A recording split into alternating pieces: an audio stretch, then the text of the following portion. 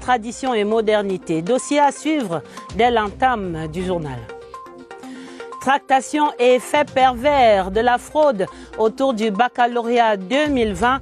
La grande enquête du 20h30 vous amène sur les circuits des épreuves au cœur de ces failles qui expliquent les fuites.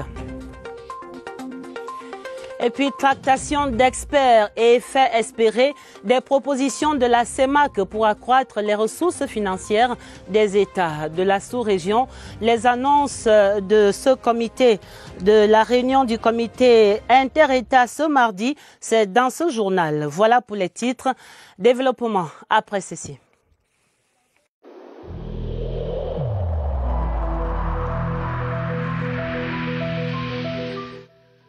Le port du masque dans l'espace public restera obligatoire jusqu'à nouvel ordre.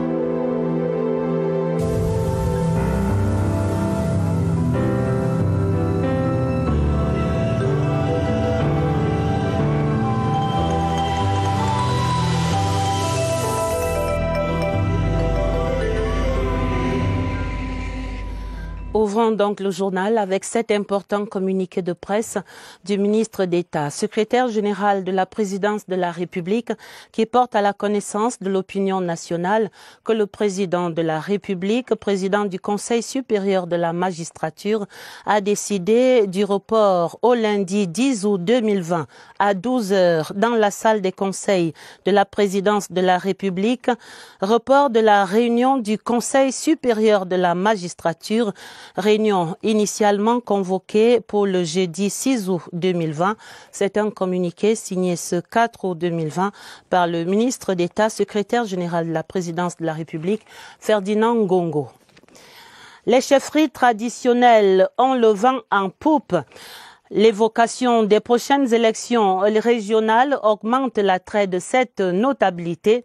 Ces gardiens de la tradition multiplient maintenant les tractations et les manœuvres de positionnement en prélude à ce scrutin inédit au Cameroun. Mais qui est donc le chef traditionnel et comment le devient-on chez nous? Gros plan sur cette fonction qui fait courir de plus en plus de compatriotes. C'est dans ce reportage de Jean-Pierre Congé. Entité autonome autrefois, les chefferies traditionnelles ont été inféodées à l'administration avec l'arrivée des colons. Auxiliaires de l'administration, nos chefs traditionnels le sont devenus et le sont restés après les indépendances. Au Cameroun, le décret du 15 juillet 1977 leur donne pour rôle de transmettre à la population les directives des autorités administratives et d'en assurer l'exécution, de concourir sous la direction de ces mêmes autorités au maintien de l'ordre public, au développement économique, social et culturel de leur unité de commandement, de recouvrer les impôts et taxes de l'État et des autres collectivités publiques. Au mode de désignation traditionnelle où le trône passait de père en fils, se sont greffées d'autres façons de choisir le chef. Dans certaines contrées, il faut faire acte de candidature et les candidats issus des familles appelées à exercer coutumièrement le commandement traditionnel doivent remplir les conditions d'aptitude physique et morale requises et savoir autant que possible lire et écrire. La désignation à proprement parler intervenant elle-même à l'issue de consultations menées par l'autorité administrative locale auprès de notabilités coutumières. Et c'est au vu de leur rapport que les chefs de premier degré sont désignés par le Premier ministre, ceux de deuxième degré par le ministre de l'administration territoriale et ceux de troisième degré par le préfet. Il est à noter que la chefferie du premier degré est celle dont le territoire de compétence recouvre celui d'au moins deux chefferies de deuxième degré, sans que ses limites territoriales n'excèdent celles d'un département. Celle de deuxième degré est toute chefferie dont le territoire de compétence englobe au moins deux chefferies de troisième degré, ses limites territoriales n'excédant pas celles d'un arrondissement. Et la chefferie de troisième degré, enfin, correspond au village ou au quartier. Et plus qu'un symbole, au-delà de la pérennisation de nos traditions et coutumes, le chef traditionnel est d'abord un auxiliaire de l'administration soumis aux lois et règlements de la République. Regard d'expert sur cette fonction multidimensionnelle, c'est un reportage de Augustin Guizana. Pour comprendre la fonction politique des chefs traditionnels au Cameroun, il faut remonter le temps. Le décret du 15 juillet 1977 portant organisation des chefferies traditionnelles fait des chefs traditionnels des auxiliaires de l'administration, mais il peut effectivement arriver qu'il y ait des malentendus. Seulement, avec l'avènement du multipartisme au Cameroun, des chefs traditionnels affichent des ambitions politiques. D'autres ont même tendance à bafouer l'autorité de l'État. Pas surprenant. Les chefs traditionnels sont aussi des citoyens et il ne leur est pas interdit en principe de prendre part aux affaires politiques, mais il faut savoir distinguer les rôles. Le sociopolitiste Mathias Eric Onangini est intransigeant. Le contexte de décentralisation qui crée une chambre des chefs traditionnels dans les régions du nord-ouest et du sud-ouest, ainsi que le quota des chefs traditionnels au conseil régional en devenir, doivent davantage resserrer le lien entre l'autorité administrative et son auxiliaire. Cela est effectivement lié à leur fonction d'encadrement des collectivités à la base, à leur légitimité en tant qu'autorité coutumière. Comme sous un arbre à palabres, le débat autour de la chefferie traditionnelle continue d'alimenter la scène politique nationale.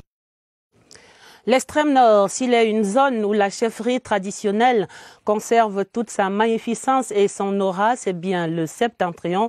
Allons donc vivre par exemple cette journée du Lamido Amadou Daïrou.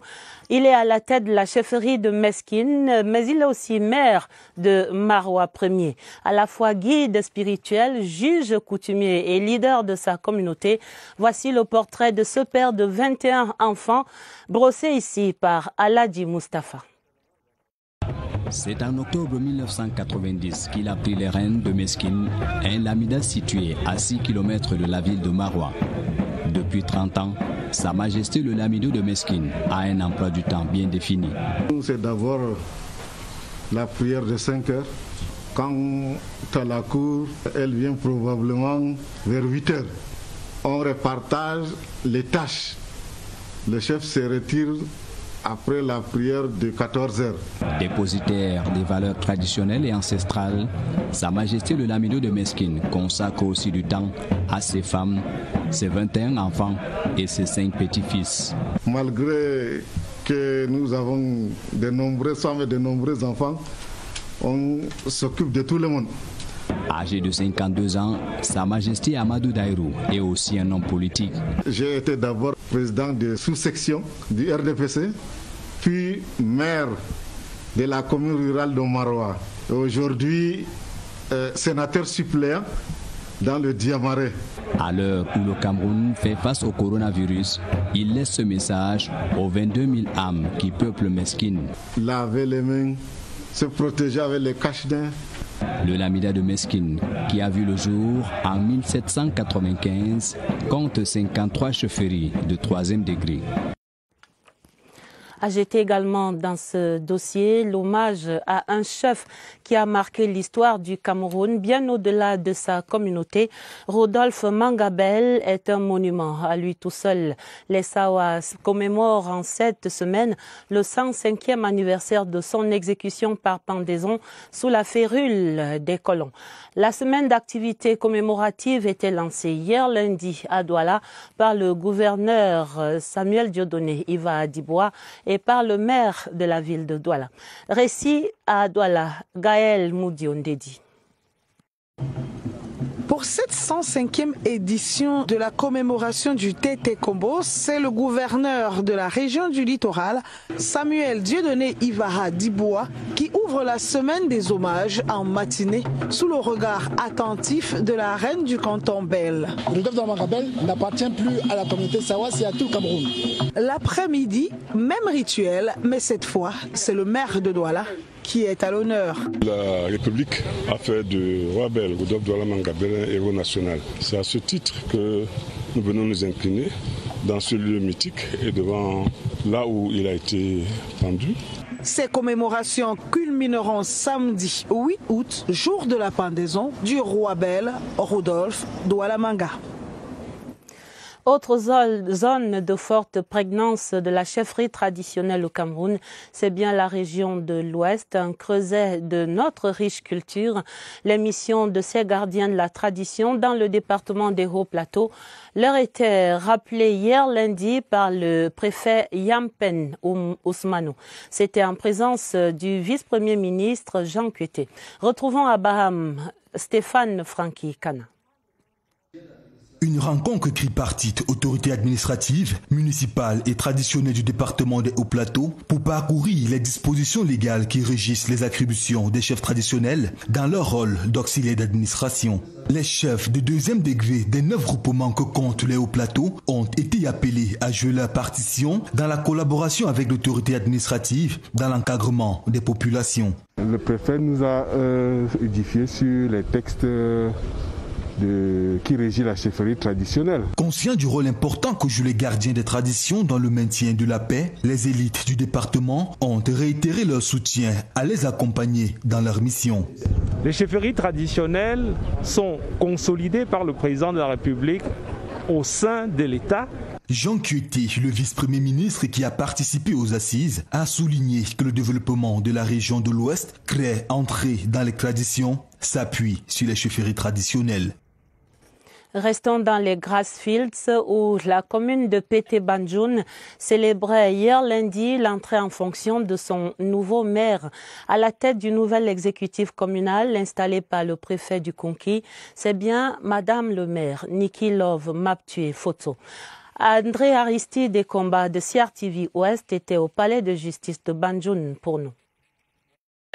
La chaîne de solidarité n'a jamais été aussi renforcée à Banjoun qu'en ce jour d'onction officielle du maire et de ses 4 adjoints. Du bain de foule à l'entrée en fanfare à la place des fêtes, en passant par la sortie du tribunal, c'était la communion avec les populations. Les recommandations de la présidente du tribunal de première et de grande instance du Konki ont porté sur la bonne gouvernance. Je vous jure. Son premier adjoint, David Kenyé, a fait de même. Le préfet Donatien Oum, entouré du secrétaire général des services du gouverneur de l'Ouest, Gilles Sadi, et le ministre d'État, Edouard Akamon-Fumo, a suivi la lecture de l'arrêté du Mindebel constatant l'élection du maire et son premier adjoint. Cette action que nous posons ce jour est un même prolongement de l'hommage au patriarche, notre patriarche qui est parti. Se dire aujourd'hui, nous avons fait notre part. Niki Love Maptue Foto est la première femme élue maire à la tête de la commune de Pété Banjoun. Et c'est dans ce contexte que se prépare la 26e édition de la Journée internationale des peuples autochtones. L'événement sera célébré le 9 août cette semaine sous le thème Covid-19 et résilience des populations autochtones. Et ce mardi, le ministre des Affaires sociales, Mme Pauline Irène Guéné, lançait les activités préparatoires. Le sens à donner à cette célébration, c'est dans ce reportage de Yvonne Gaël Aveb. Bororo, Baka, Bakola ou encore Bedzan, ce sont les communautés autochtones qu'on retrouve au Cameroun. Le 9 août de chaque année, l'on marque un arrêt pour sensibiliser l'opinion sur leurs besoins. C'est la Journée internationale des peuples autochtones. C'est en prélude à celle-ci que la ministre des Affaires sociales, Pauline Irène Guéné, a lancé ce mardi les activités de la 26e édition. Nous saisissons donc l'occasion qui nous est donnée pour mettre sur la table le draft du plan national de développement des populations autochtones. L'édition 2020 se célèbre dans un contexte marqué par la pandémie à coronavirus, avec un thème qui tombe à pic, Covid-19 et résilience des populations autochtones. Ce thème pour nous est interpellateur. Ça va nous permettre évidemment aussi d'évaluer ce qui a été fait jusqu'à ce jour. Les travaux en atelier ouvert ce mardi se tiennent sur 2 jours. Le condensé de toutes les actions menées en projet en faveur de l'épanouissement de ces populations est attendu. Tout à fait autre chose à présent. Parlons des examens officiels. Exit la reprise du baccalauréat de l'enseignement secondaire général. La phase 2 s'est achevée ce mardi avec le passage des matières physiques, chimie et SVT. Des épreuves, pour vous le rappeler, qui étaient entachées à la première session par la fraude. Pas de récidive, nous dit-on, pour cette reprise. Tout se serait déroulé dans les règles de l'art, comme on le voit ici, en image simplement au lycée de Ngousso-Ngulmekong ou encore au collège Jean Tabi à Yaoundé. Le bilan affiche dans ces 2 établissements un cas d'abandon et 3 absences constatées. Et ces fraudes constatées par les officiels en charge des examens ramènent maintenant sur le tapis la question de ces circuits de fuite des épreuves au Cameroun. Comment donc une épreuve conçue et validée, reproduite pour le baccalauréat, peut-elle se retrouver dans la rue ou même dans les réseaux sociaux bien avant le jour de l'examen? Quelques lignes forcent des réponses dans cette enquête de Oswald Moudon dans les circuits de la fraude aux examens.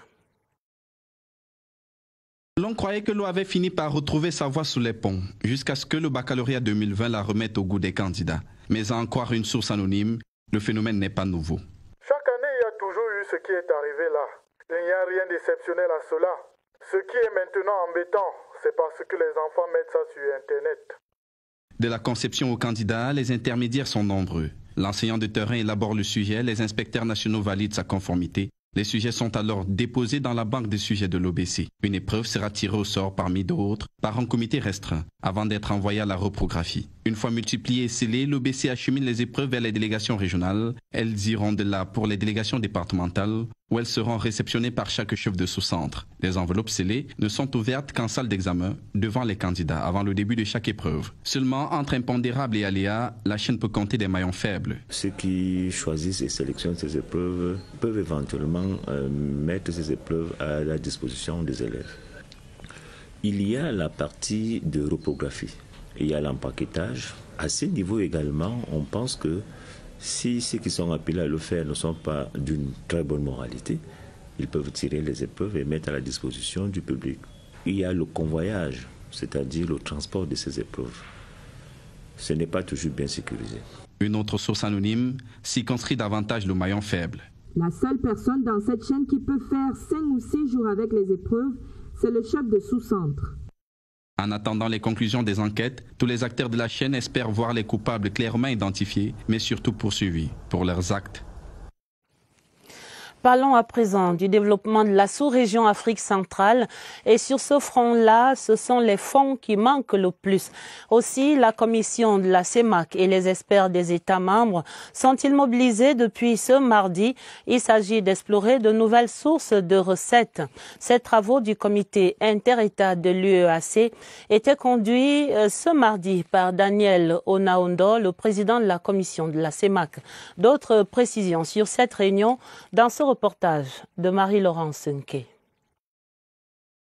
Trouver des ressources additionnelles au financement de la CEMAC, c'est investir dans la libre circulation des personnes et des biens et d'autres projets intégrateurs. Face à la performance mitigée de la taxe communautaire d'intégration, la CEMAC doit non seulement optimiser ce mécanisme, mais aussi trouver des sources alternatives de financement. Au lieu de repositionner stratégiquement la CEMAC, pour qu'elle comprenne qu'en tout état de cause, elle devrait rechercher des sources de financement qui la renflouent et qui lui permettent d'investir. Le déficit de financement engendré par la crise sanitaire des pays de la CEMAC est évalué à 1 500 milliards de francs CFA selon la BEAC. Les marges financières des États pour le financement de la CEMAC se sont contractées. Il faut transformer.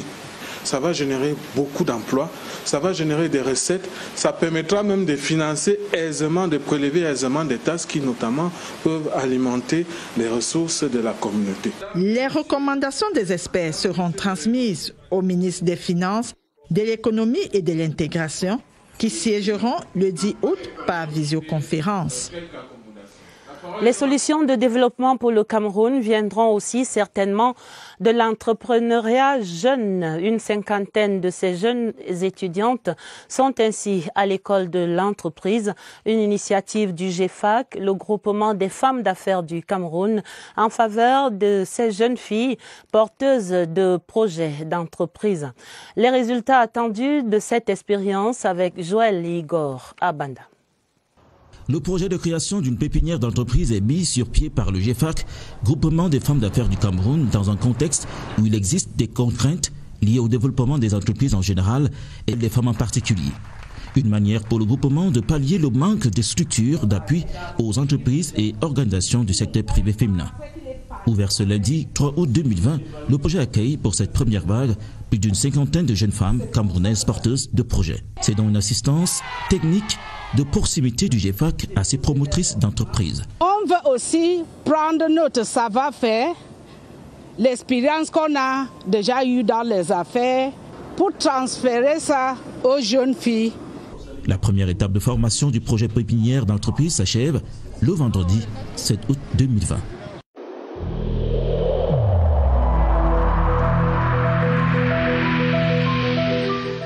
N'oublions pas que la négligence d'une seule personne peut nuire gravement à l'ensemble de la communauté.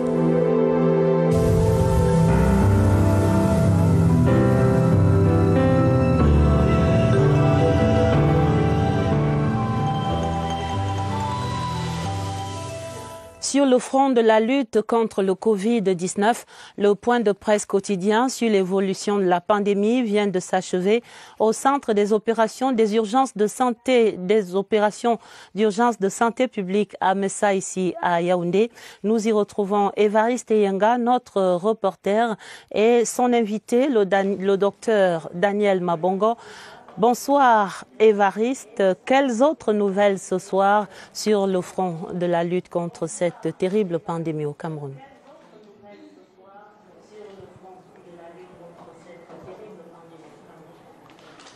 Bonsoir Adèle, des déclarations percutantes, il y en a eu, il y a celle-ci que je tiens du docteur Etoun Dimbala, orateur du point de presse. Ce soir, l'épidémie semble se stabiliser dans ses principaux foyers que sont Yaoundé, Douala Bafoussam et Bertois. Sembler, le verbe a été employé avec rafale, non pas pour faire uniquement l'emphase, mais pour indiquer que cette pandémie est capricieuse et qu'à tout moment, elle peut déjouer la modélisation, c'est-à-dire la courbe choisie par les professionnels de la santé, déjouer donc les prévisions et repartir peut-être à la hausse. Et cela pourrait être déclenché par certaines personnes réticentes à se rendre vers les formations hospitalières. On va étudier ce soir la possibilité d'un retour vers les formations hospitalières et les centres spécialisés de prise en charge. C'est dans cet entretien que nous accorde le docteur Daniel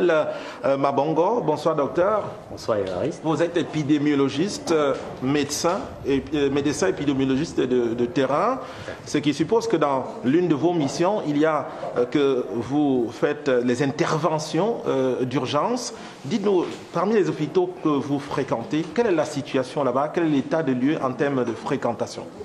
Ok, merci. Ce qu'il faut dire, c'est que la prise en charge des patients Covid dans la ville de Yaoundé, tout cela se fait désormais dans des centres dédiés et puis dans les formations sanitaires. Donc, et de manière globale, le taux d'occupation dans ces différents centres dédiés et même en communauté est bas, vu l'évolution qui semble être stationnaire, favorable de l'épidémie, comme annoncé par le docteur Etoun Dimbala. Et pourtant, on poursuit le testing. On est en train de rentrer dans les communautés, même avec des stratégies mobiles. Pourquoi il n'y a pas assez de patients dans les centres spécialisés? Ok, il faut dire que ce n'est pas tous les patients qui sont positifs au Covid qui sont systématiquement admis dans les centres spécialisés. Nous avons sur le terrain ce qu'on appelle le screening de la prise en charge à domicile. Ça veut dire que pour des patients qui présentent des formes légères ou des formes modérées, ils peuvent être pris en charge à domicile s'ils remplissent les critères. Et maintenant, les formes sévères ou ceux qui ne remplissent pas ces critères seront donc dirigés vers les centres dédiés. On vient de comprendre, docteur, après vous avoir remercié pour votre disponibilité, on vient de comprendre que même la prise en charge également a subi quelques évolutions à cette étape où l'on se trouve. La troisième phase de la pandémie du coronavirus Covid-19 et il y aura davantage d'emphase sur la stratégie du testing mobile qui est en cours. Elle sera prise en relais dans les collectivités territoriales décentralisées. Cela aussi est indiqué au cours du point de presse de ce soir. À vous le plateau. Merci Évariste pour toutes ces nouvelles. Merci au docteur Daniel Mabongo et bonne suite de la surveillance de cette épidémie là-bas au QG à Messa. La suite du journal est la journée mondiale, la métrologie qui se commémore le 7 août, c'est dans 3 jours. La réflexion cette année va porter sur les mesures pour le commerce mondial. Au Cameroun, l'événement se prépare à travers une semaine d'activités organisée par le ministère du Commerce et dont le coup d'envoi a été donné ce mardi même à l'ENAM. Luc, bienvenue au Nana. En tant que mesure de toute chose sur le marché, la métrologie se présente de ce point de vue comme étant un élément essentiel dans la production, comme dans le commerce des biens et des services. Nous avons tout à gagner à faire en sorte que notre métrologie soit reconnue au niveau international pour que nos produits qui puissent être compétitifs puissent pénétrer ces marchés. C'est de tout cela qu'il a été question au cours de l'entrevue entre les responsables du ministère du Commerce et les élèves de la section Prix, poids et mesures de l'ENAM, bientôt sur le terrain du contrôle et de la lutte contre les fraudes autour de la métrologie. Le rôle qui est le leur en matière de métrologie au niveau du Cameroun, notamment l'impact en matière de protection des consommateurs, d'accompagnement des entreprises à l'industrialisation, l'impact en matière de compétitivité de notre économie. Ont également pris part à ces échanges sur le rôle de la métrologie dans le commerce international, la secrétaire générale du ministère du Commerce et le directeur général de l'ENAM. Les délégations des artistes des pôles art théâtral, danse et arts plastiques étaient reçues ce mardi par le ministre des Arts et de la Culture.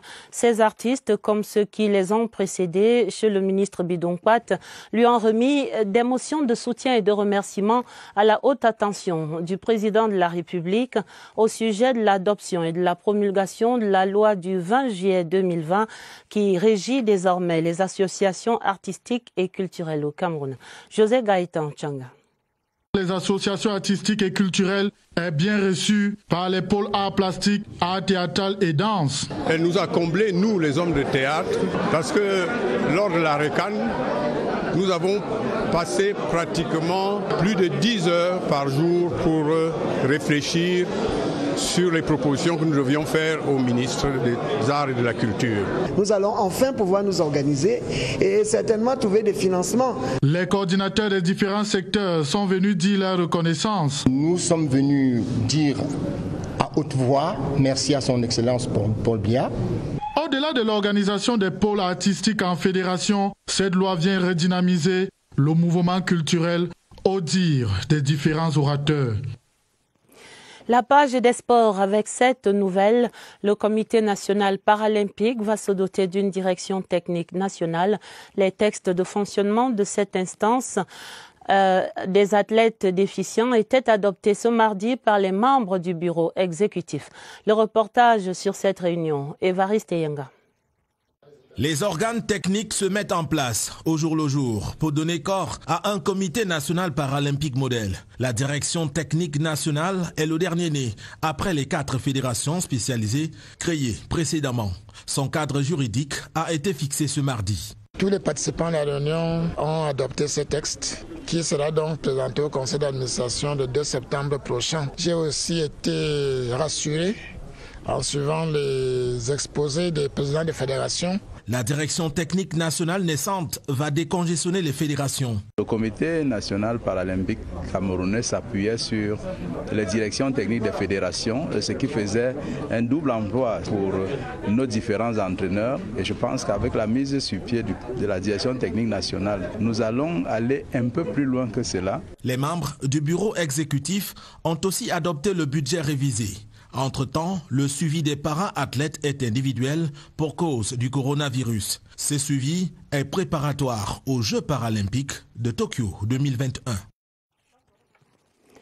Et avant de refermer ce journal, je vous redonne lecture de cet important communiqué signé par le ministre d'État, secrétaire général de la présidence de la République, qui porte à la connaissance de l'opinion nationale que le président de la République, président du Conseil supérieur de la magistrature, a décidé du report au lundi 10 août 2020 à 12h dans la salle des conseils de la présidence de la République de la réunion du Conseil supérieur de la magistrature, initialement convoquée pour le jeudi 6 août 2020. La fin du 20h30, le journal était préparé avec la collaboration de Daniel Menanga et de Augusta Ngononga. Vous aurez un autre journal sur cette antenne à minuit présenté par Gilbert Ongene et Dieudonné Zra. Retrouvez immédiatement sur cette antenne le magazine Barrage de l'espoir Memveleux. Je vous quitte encore avec ces précieux rappels contre le Covid-19. Prenez soin de vous. Passez une très belle soirée sur la CR TV et à demain 20h30.